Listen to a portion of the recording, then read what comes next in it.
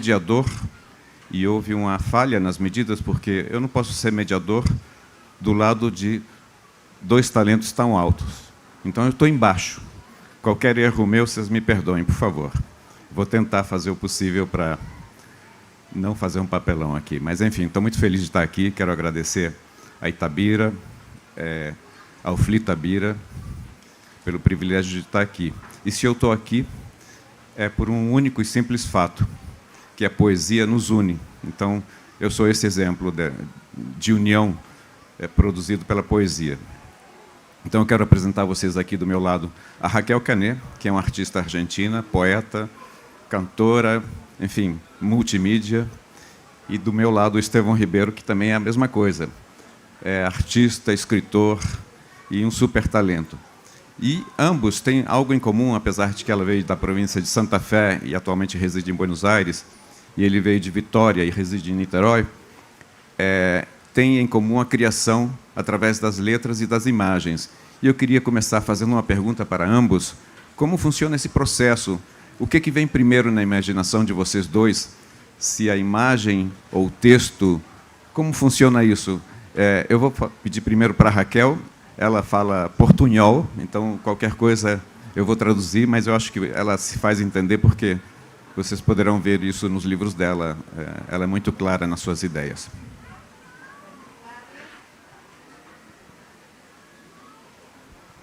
Hola, ahí. Buenas tardes, estoy muy agradecida de estar aquí. Les pido disculpas por no hablar portugués. Creo que tengo miedo de arruinar la música de su idioma, si lo pronuncio, pero lo entiendo bien. Cuando me preguntan qué hago, me gusta definirme como lectora, porque creo que un artista es un gran lector.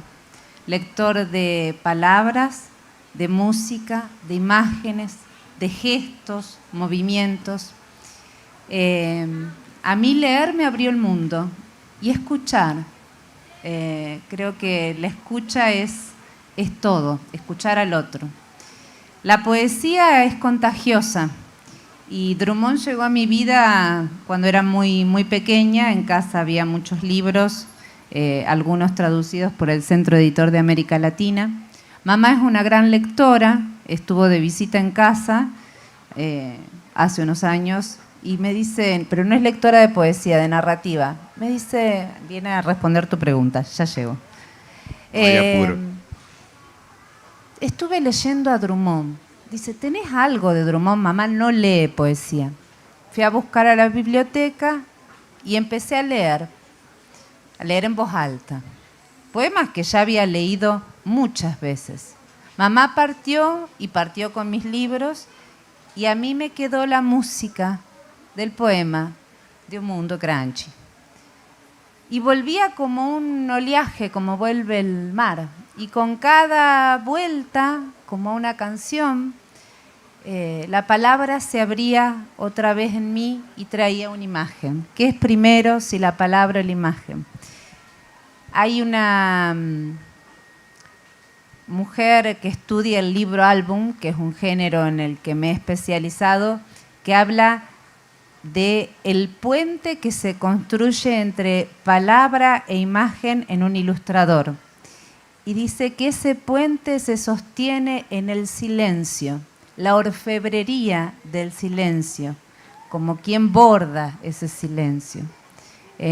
Así apareció Mundo Granchi, con la música primero, con la palabra que se abrió después, con la imagen que convidó y el primer boceto fueron los círculos concéntricos que marcaban los 6 versos del poema. El fuxico, não? El fuxico. Cabe lembrar que o Carlos teve uma longa, o Carlos Drummond, desculpem, teve uma longa relação com artistas argentinos, começando pelo Caribé, que era um amigo pessoal e que era portador de livros entre Argentina, entre Buenos Aires e Rio de Janeiro. Eu nasci em Buenos Aires, enfim. Depois houve outros artistas argentinos lá na Argentina que ilustraram livros dele, que fizeram capas de livros. E mais recentemente, o Luiz Trimano, no Rio de Janeiro, fez capas para edições de A Paixão Medida e A Rosa do Povo, e mais perto ainda um saudoso amigo, Alfredo Benavides Bedó, já fez a ilustração do conto O Gerente, né? E chegamos a Raquel Canet, que ilustrou o livro O Elefante, aquele poema famoso do Carlos, e depois aconteceu que ela me procurou, justamente porque o mundo é grande, e fez um livro super bonitinho que está aqui. Agora, eu queria voltar para o Estevão, porque o Carlos, quando era criança, ele dizia que, antes de aprender a ler, ele gostava das formas das letras, e o teu trabalho gráfico tem a ver com essa sedução que a imagem produz nas crianças, e a tua mensagem também certamente complementa essa sedução. Por isso que eu pergunto, quando você imagina um livro ou um trabalho, eu não sei se você já tem a ideia pronta desde o começo ao fim, ou se vem uma imagem ou um sonho, como funciona isso em você? Boa tarde a todos, todas. Eu sou um rapaz que nasceu em Vitória, no Espírito Santo, então, assim, eu sou o 6º filho de uma família evangélica mesmo, evangélica, pai policial, que abandonou todo mundo. Eu não cheguei a conhecer meu pai inicialmente. Então, as minhas referências foram os meus irmãos mais velhos. Então, o meu irmão mais velho, ele copiava poesias e dizia que era dele. E o meu irmão copiava ilustrações para poder fazer camisas para outras pessoas. Então, era uma galera muito assim que sonhava em ser algo, fazer algo. Eu cheguei a recitar um poema chamado Grito para os meus amigos, e a pessoa falou assim, esse poema não é do seu irmão. E eu, assim, foi quando me caiu essa máscara. E dessas duas heranças que eu tive, vieram os quadrinhos, que é onde eu aprendi, onde eu me eduquei, me alfabetizei, através dos quadrinhos. E, a partir dali, por exemplo, em 1998, quando eu vi o Maurício de Souza ganhando o prêmio Troféu HQ Mix, de melhor publicação infanto-juvenil, eu olhei e falei, eu quero fazer isso da vida. Isso bem, porque eu achei que, assim, ganhar um prêmio fazendo desenhos era uma coisa que, poxa, seria muito legal. E nessa época eu já morava num lugar extremamente violento, muito complicado. E era muito difícil você imaginar ilustração, arte, em um lugar com muita demanda de outras coisas. Então, a última coisa que minha mãe queria na minha vida é que eu fosse desenhista, que eu fosse ilustrador, que eu fosse escritor. Né? Vai estudar, vai estudar, mas vai estudar até você aprender a assinar seu nome, porque logo precisaríamos trabalhar. E assim eu abandonei a escola na 8ª série. Eu abandonei a escola na 8ª série, por quê? Porque eu achava que eu não precisaria estudar para ser o artista que eu queria ser, porque artista é gerado através do dom. Porque existe essa coisa de você achar, pô, nós somos criados através do dom, nós temos o dom, tal, não sei o quê. Você lê muito sobre isso. Autodidata, fulano, não sei o quê, não sei o quê, não sei o quê, e criou a grande obra, tal, não sei o quê. Você sempre tem o autodidata na frente, como se fosse um tipo de meritocracia. É aquela coisa, apesar de autodidata, né, você conseguiu, porque se você tivesse todos os seus recursos, você conseguiria talvez até mais longe.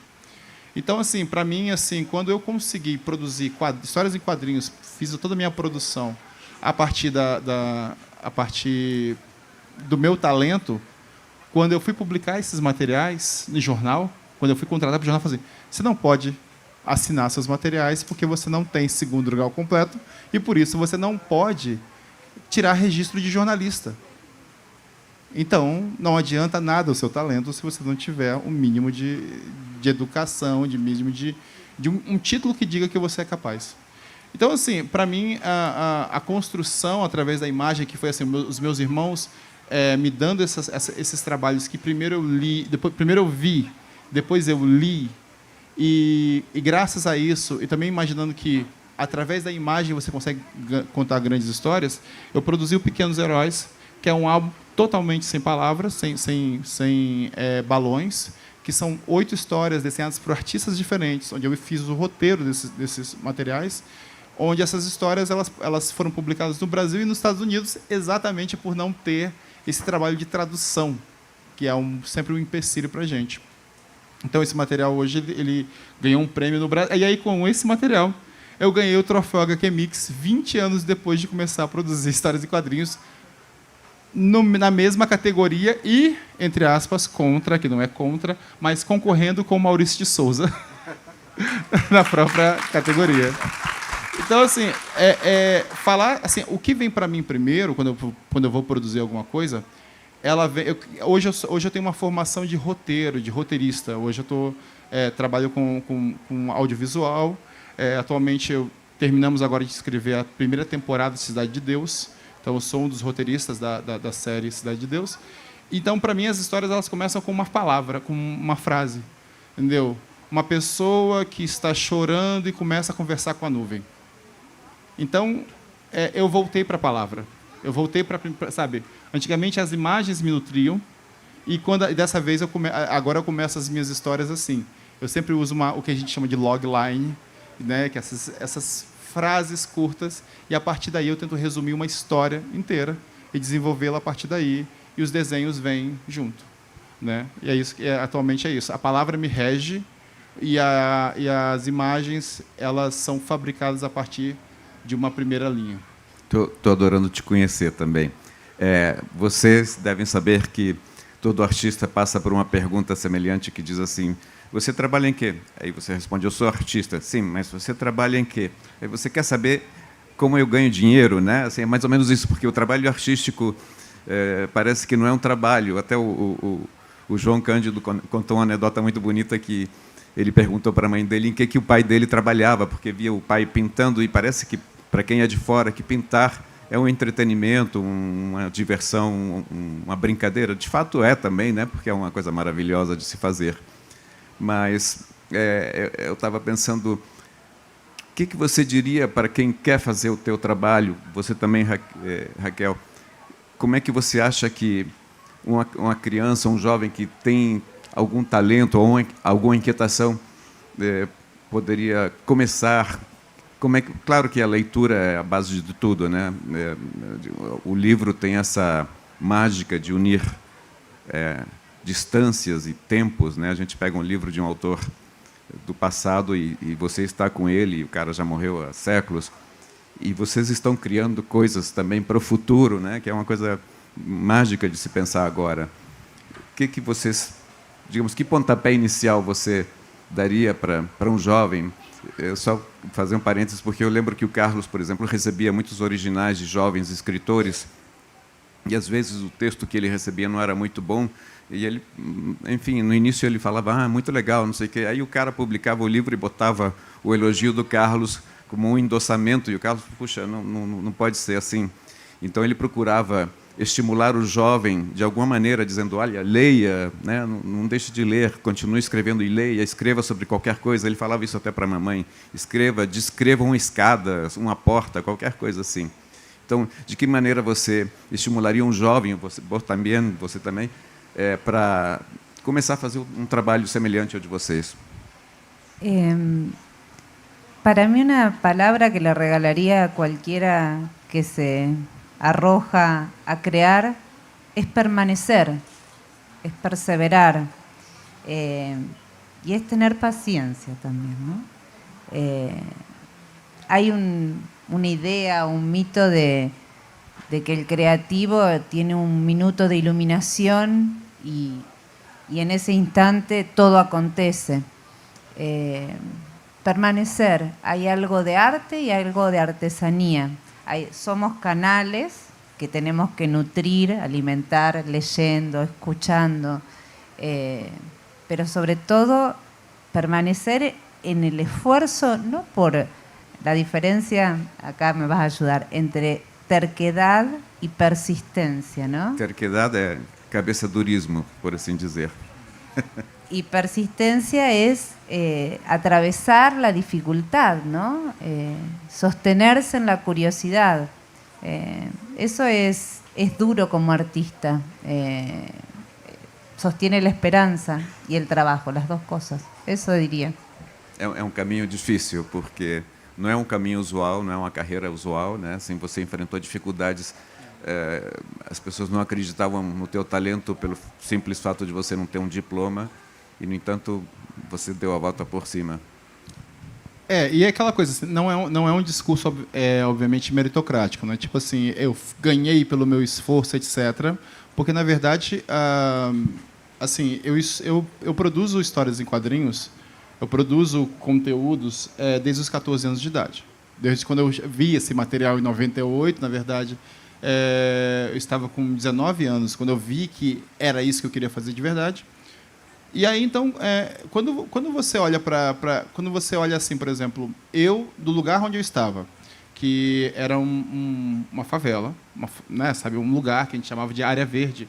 Em Vitória, a gente dava muitos nomes, tipo ladeira para o que era morro, né, uns eufemismos assim, e quando Cidade de Deus veio destruindo todas essas coisas e transformando. Não, é favela, comunidade, virou meio que uma linguagem universal. E aí, Vitória e o município da Serra, onde eu morava, eles pegavam essas mesmas informações. Estar num lugar como aquele era tipo assim, cara, primeiro você tem que sobreviver. Como é que você vai sobreviver?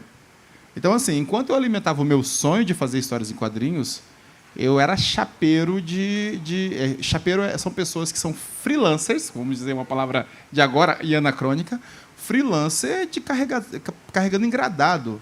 Ou seja, essas lojas, grandes distribuidoras de bebidas iam na beira, como se fossem, sabe aqueles filmes mexicanos que você vê o pessoal, quem quer trabalho, quem quer trabalho? As pessoas iam para a porta, dos becos e falar, estamos precisando de 4 pessoas para descarregar 5 carros. E você entrava naquele carro para ganhar tipo 20, 25 reais, e se você economizasse o vale era 30 reais, enquanto o seu colega, guardando um tipo de arma, guardando alguma coisa para alguém, ganhava 50. Então, assim, você falava, caraca, que tipo de coisa a gente pode fazer numa situação como essa? E aí você, quando você chega e publica seu primeiro material, e esses caras ficam assim, e os quadrinhos, Estevão? E os quadrinhos, Estevão? E os quadrinhos, Estevão? E o meu primeiro elogio, assim, não foi da minha família, não foi da minha mãe, não foi dos meus irmãos. Foi do cara que sempre me via lá falando, e os quadrinhos, Estevão? Quando eu cheguei um amigo meu, que depois virou alguém importante dentro de uma espécie de organização, ele olhou bem assim, pô, quem disse que Jardim Tropical só faz vagabundo? Aqui, ó, começando a me mostrando trabalho, orgulhoso para a galera de lá. Então, assim, mas, assim, eu, de certa forma, eu perdi muitas pessoas para esse tipo também não só para o crime, mas, assim, perdi muitos talentos para outras coisas, porque isso aqui não é visto como... Isso aqui é um luxo para pessoas pretas. Porque a gente tem as nossas... eu acho que, assim, quando eu falo pessoas pretas, a gente está falando que a gente tem todo um recorte social, quando a gente está pensando em fazer arte. Então, ou a gente só faz arte, ou a gente só faz samba, ou a gente só faz algum tipo de coisa... Eles só nos aceitam em algum tipo de recorte. E eu passei, por exemplo, num dos maiores eventos de quadrinhos do Brasil, eu passei sendo um dos 40 autores negros, antes 10, depois 15, depois 20, até 40 autores negros, em um evento que tinha 500 autores negros de quadrinhos. Por quê? Caras como João Montanaro, que é hoje a chargista da Folha, foi chargista da Folha aos 16 anos. Por quê? Porque alguém da família, com todas as regalias que se teve, falou assim, vamos pegar esse cara aqui e colocar no jornal. Eu escrevia e fazia charge aos 16 anos. Só que não dá para se escutar alguém desenhando dentro de um barraco numa favela. Então, assim, essas oportunidades não chegam para a gente. Então, a volta que eu dei até agora foi uma volta de 20 anos. Foi uma volta na verdade, de 30 anos. Mas você tem consciência desse exemplo de superação, de perseverança? Quando uma criança te procura, você... Sabe, você sabe disso, a gente sabe, a gente tem uma função, obviamente, de alimentar sonhos. Mas a gente não... quem aqui viu Jogos Vorazes, a gente sabe também que a gente não é tribuno, né? A gente não está aqui para dar aquela esperança, assim, dizendo somos um em 1 milhão. A gente precisa trazer mais. A gente puxa mais sempre. A gente traz sempre nomes juntos com a gente, porque, na verdade, a gente não pode ser a exceção que comprova a regra. A gente não pode ser um dos poucos caras pretos num país de 54% de pessoas negras fazendo um trabalho de arte que não seja dentro dos nichos pré-definidos, entendeu? E aí então a gente é por isso que eu luto.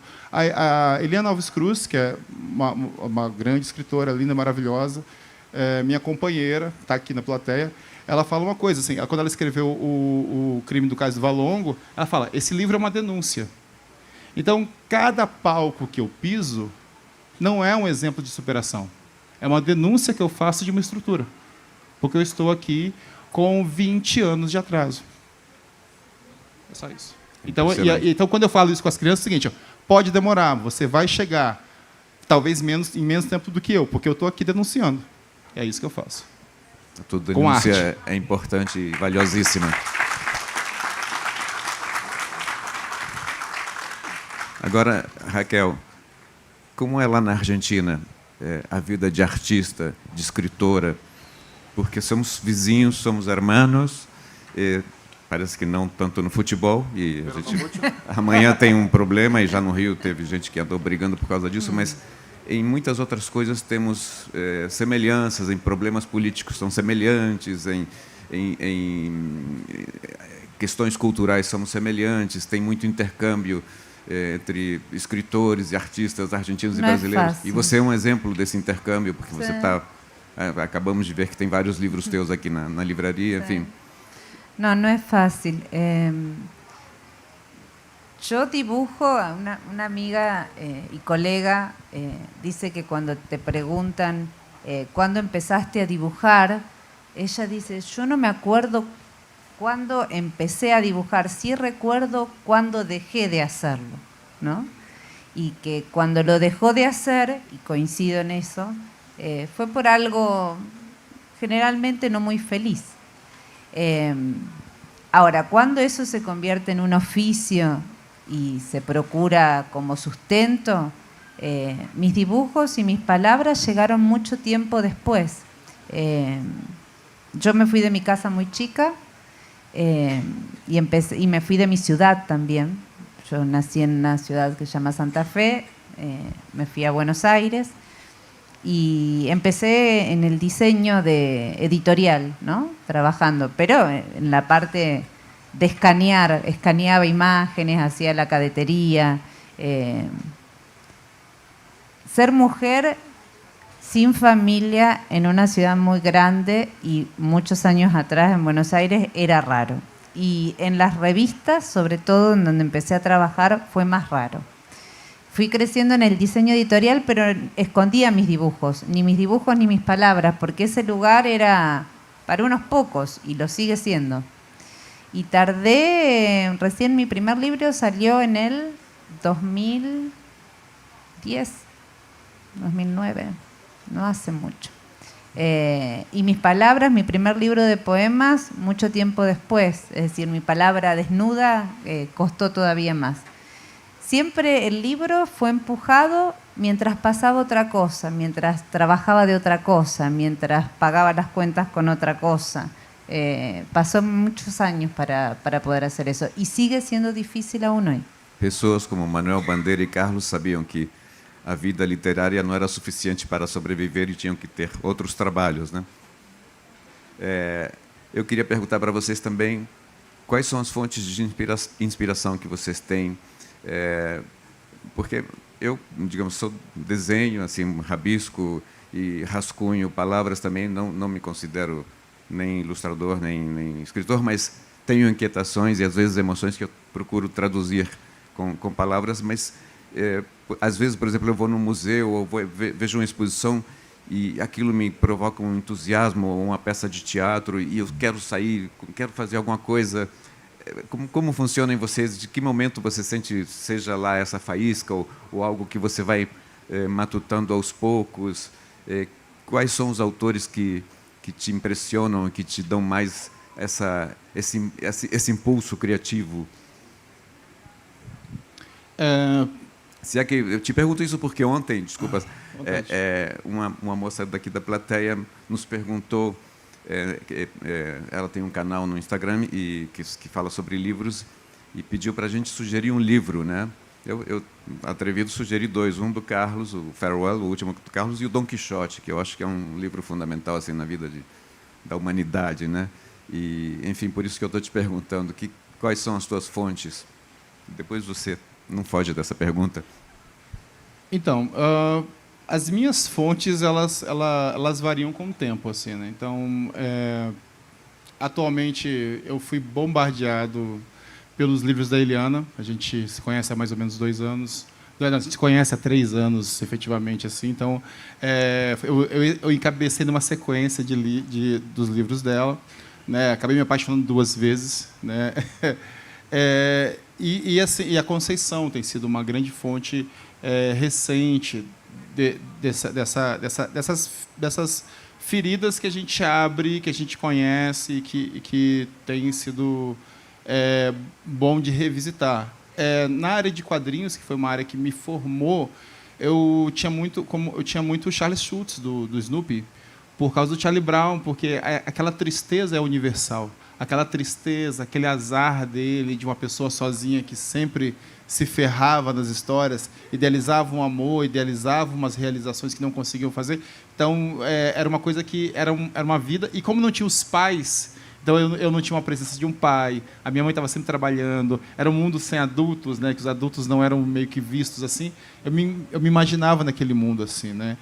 Então, assim, quando eu produzi uma série de tiras chamadas Os Passarinhos, são umas tirinhas que eu fiz para o jornal, que hoje é publicado no Publish News, num jornal editorial, mas Os Passarinhos eles foram publicados no jornal O Dia, publicado no Brasil, Nicarágua, Panamá, Peru. Então, foram publicados em muitos lugares, assim, e eram tirinhas que traziam muito a atmosfera do Garfield, desses materiais que a gente via, que era meio que secular. Eu queria ter algo que fosse secular e algo que fosse muito aceito por tudo. Então, minhas inspirações foram nessas.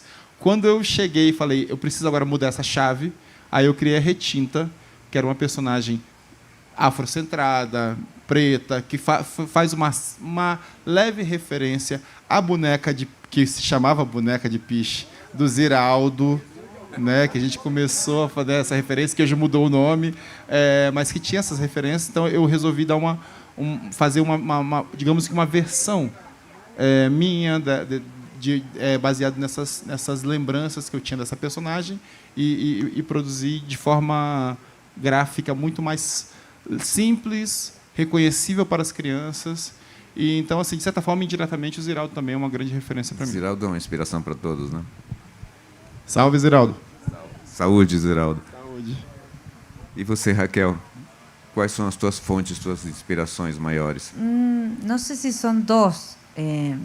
A mí me gusta mucho la danza, la música. Por eso cuando decía de la lectura, he visto más pintores, que presto más atención a los pintores que a los ilustradores a veces. Leo mucho y diverso. Estos últimos 15 años me he dedicado, creo, a escuchar más voces de mujeres. Es como ha sido una necesidad tanto en la poesía como en la narrativa, no solo de mi país, sino de otros países. Y creo que voy a responder la pregunta con una frase que no es mía, es la respuesta de Violeta Parra, una gran poeta y cantora chilena, que alguna vez le hicieron una entrevista a un francés. Violeta mientras pintaba en el video, ¿no? Es hermoso. Y Violeta bordaba, pintaba, hacía alfarería, escribía, cantaba, y le dicen, Violeta, si te quedas con algo de inspiración, ¿qué eliges? ¿La pintura, la alfarería? Y Violeta deja el pincel, se da vuelta a la cámara y lo mira y dice, con la gente, me quedo con la gente, con las personas. Y yo creo que mi mejor inspiración son las personas. Amo las personas. Amo mirar la vida de los otros, escuchar las historias de los otros, de las mujeres de mi familia, de mis amigas, de mis vecinos, de mi lugar, de mi geografía. Así que creo que mi mejor inspiración son las personas. E aqui no Fritabira a gente tem ouvido boas histórias, né, de mulheres e grandes Hermosas. talentos, né? A gente foi a um quilombo com a Conceição e foi um momento muito emocionante ouvir as quilombolas e a própria Conceição contando suas histórias e com tanta lucidez e com tanto amor, né? Eu até lembrei para ela aquele cartãozinho que o Carlos levava no bolso que dizia recomendações de mamãe.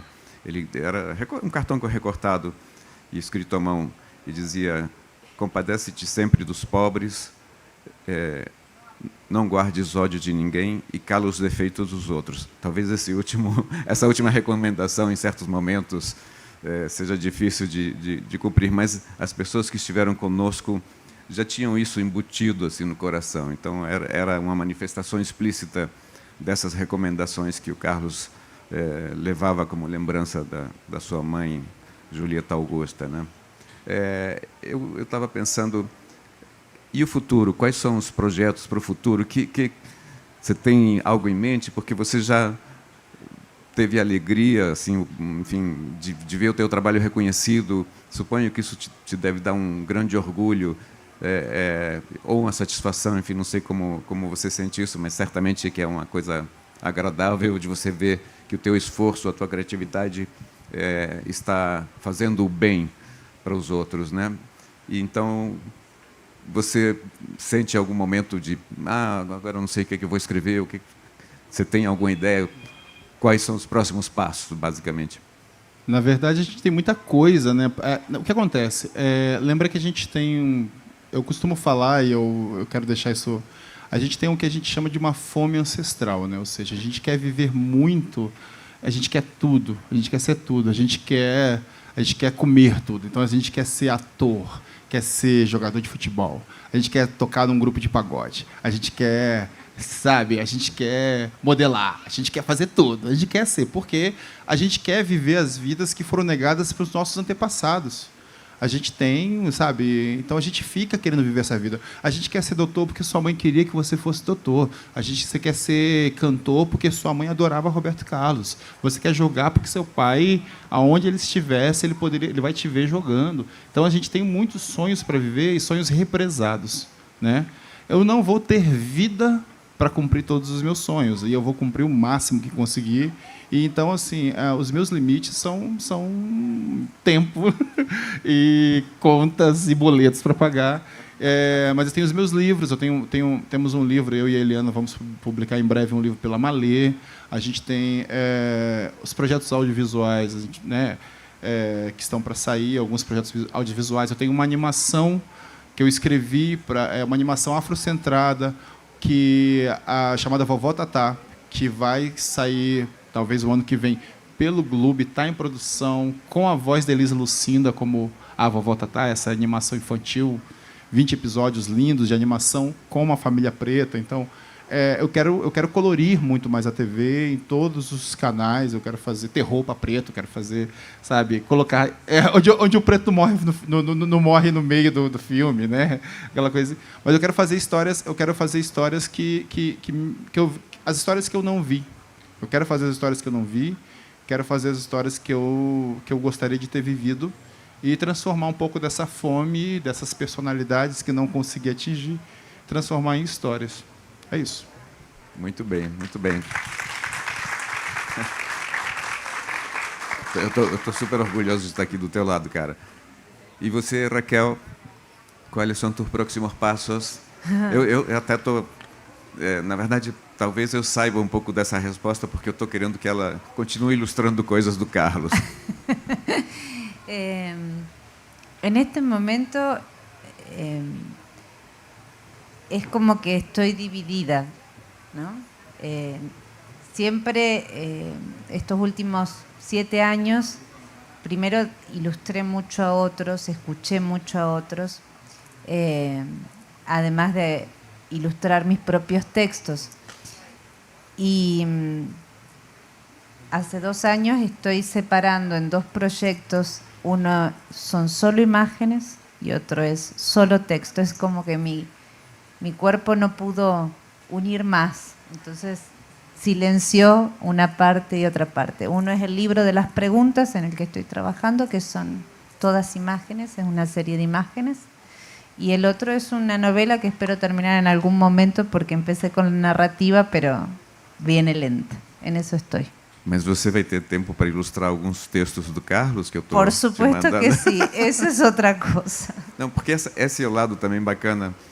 Eu costumo brincar dizendo que eu sou um neto profissional, mas tem uma parte assim, talvez meio árida, que é de fazer contratos com editoras, e tem uma parte que é muito, muito legal e vale tudo, que é justamente encontros como estes, nos quais a gente acaba bolando ideias bacanas e as pessoas se inspiram no trabalho do Carlos, ou digamos, se produzem desdobramentos incríveis, como, por exemplo, o grupo de dança Primeiro Ato daqui, que fez um espetáculo inspirado na poesia do Carlos. Enfim, são coisas que às vezes surpreendem porque não são tão, digamos, comuns nem corriqueiras, e surgem criações incríveis. Então, é como eu dizia, assim, quando a gente vai a alguma exposição ou lê um livro bacana e você fica entusiasmado, querendo ser mil ator, jogador, criador, cantor, enfim.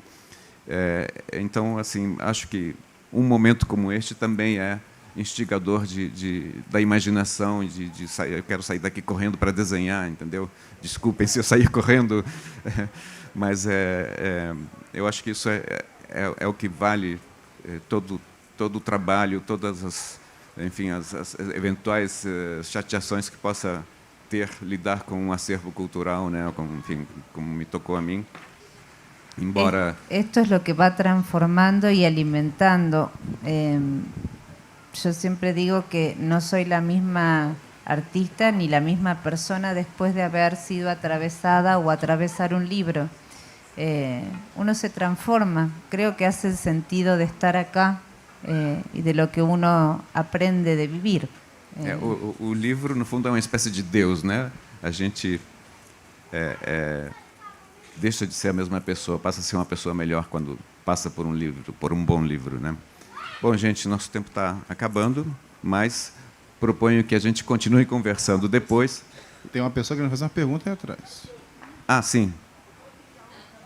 Mais perguntas. João Cândido, tá bom. Perguntem, por favor, me ajudem. Para o Estevam. Estevam, você fala que uma pessoa, uma criança de uma comunidade dentro de um barraco não teria uma visibilidade. Mas com as redes sociais, você observa que se isso mudou ou não?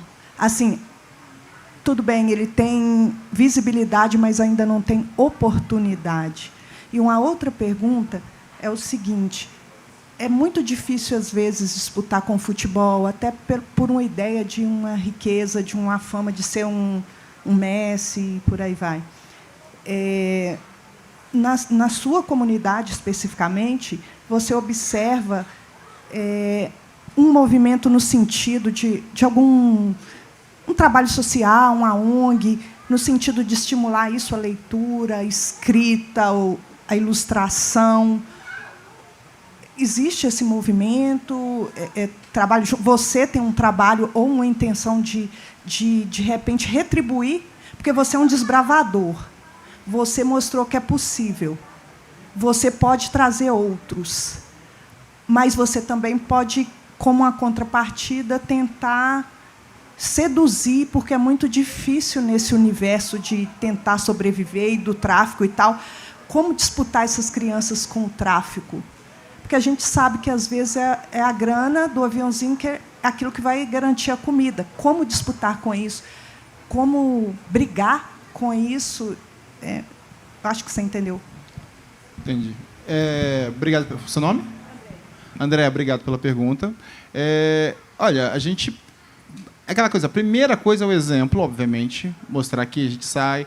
Eu acho que o funk e o trap têm trazido esses exemplos. Eu acho que falta, talvez, exemplos mais de comportamento, de como gerir o que você tem, que você recebe. Pô, se você faz show agora com 40 mil reais, sendo um cara de 20 anos, tu tem que guardar essa grana. Não pode guardar, fazer essa grana para uma coisa de ostentação. A gente teve, infelizmente, uma influência que perdeu a vida para a depressão, porque as redes sociais eles trazem uma visibilidade. Os passarinhos só foram publicados graças às redes sociais, foi publicado inicialmente pelas redes sociais. A Retinta ela atingiu um número X de pessoas muito grandes que me levaram para as editoras graças às redes sociais, só que a rede social ela precisa de uma espécie de gerenciamento, curadoria.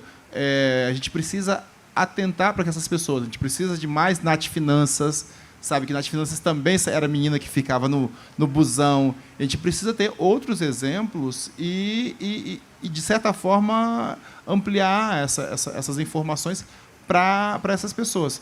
A gente sabe que, naturalmente, a gente foi educado para perder dinheiro.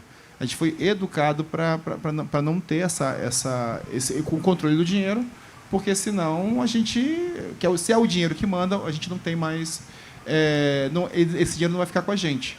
Então, a gente é levado a ostentar, assim, porque é interessante, e quando, na verdade, os CEOs todos usam roupinhas, não ostentam, porque eles sabem para onde vai o dinheiro deles. Então, a gente precisa, sei lá, passar outros valores na internet, conscientizar mais essas pessoas que estão mexendo com dinheiro atualmente, ver que a vida de influencer, ou a vida são coisas que são coisas da moda. Se você não se reinventar, você é massacrado por likes, entendeu? Assim, teve uma época da minha vida que eu fui massacrado por esses likes. Então, assim, às vezes você tem uma audiência que não está ali para te ver por causa da iminência da sua desgraça. Eles estão ali para ver você em algum momento fracassar. Então, assim, às vezes, então a rede social ela é um caminho. Mas o que falta é como uma educação, assim como financeira, como gerenciar seus projetos através dali. Entendeu? Então, a educação é a base de tudo. Né? Exato, entendeu? E isso é negado para a gente. Visibilidade é mais oportunidade para quem detém os meios de produção. Porque é uma cantora famosa que vai pegar você e vai fazer uma trend. É uma dançarino daqui que vai pegar a menina da favela que está fazendo um passe novo e trazer para cá. É o DJ não branco, mas assim menos preto, que vai fazer mais sucesso que o Retinto, que lançou uma paradinha lá na favela. Então você sempre vai ter uma exploração disso. Visibilidade não quer dizer, infelizmente, não quer dizer que você vai alcançar. A favela cria, o pessoal, o asfalto se apropria e devolve para a favela como tendência. Sendo que, na verdade, ali está a tendência. Ele fala, não, a tendência de agora é isso. Então, a gente tem que aprender a decifrar isso, hackear isso. Obrigado. Eu queria fazer uma reflexão, Pedro. Queria fazer uma reflexão. Nós estamos diante de dois artistas jovens, ilustradores também. Obrigado pelo jovem, 44 anos, bom, eu tenho, pai de duas meninas de 7 anos. Desculpa, mas você é bem jovem. Vocês são jovens. Eu tenho quase o dobro, vou fazer 85, então acho que eu posso te chamar de jovem. Então, uma reflexão que me ocorreu é que um aspecto da obra de Portinari, muito pouco conhecido, é que ele foi ilustrador de livros. Ele ilustrou Machado de Assis, o Memórias Póstumas de Brás Cubas, O Alienista, ele ilustrou Zezinhos do Rego, Menino de Engenho, né? Ilustrou Dalcídio Jurandir. O meu sonho de consumo é um originalzinho desse, hein? Vamos trocar? Vamos trocar? Espera que a troca vai chegar agora. Então, isso é uma coisa que me causou uma certa espécie, porque ele tinha também na obra dele uma ternura, um lirismo, uma poesia com relação à infância. A infância dele foi extremamente importante. Uma infância pobre, né, num povoadozinho, mas uma infância muito rica de emoção, de afeto, né? Uma família muito unida, os amiguinhos que brincavam na rua, né? Coisa que quase que não se faz mais hoje, né? Então, o que me intriga um pouco é que eu estou à frente do projeto Portinari há 44 anos. Nunca ninguém me procurou, por exemplo, para dizer assim, eu gostaria de fazer uma história em quadrinho com a vida de Portinari. Eu tenho certeza que isso era uma coisa que as crianças iam adorar e os adultos também. Porque tem tanto drama na vida dele, tanta drama, poesia, fúria, ternura, lirismo, tragédia. Olha o original vindo aí, ó. Olha o original vindo aí, ó. Aliás, está colocada a semente. A história em quadrinhos é muitas vezes o primeiro passo na leitura de uma criança, né? Com certeza.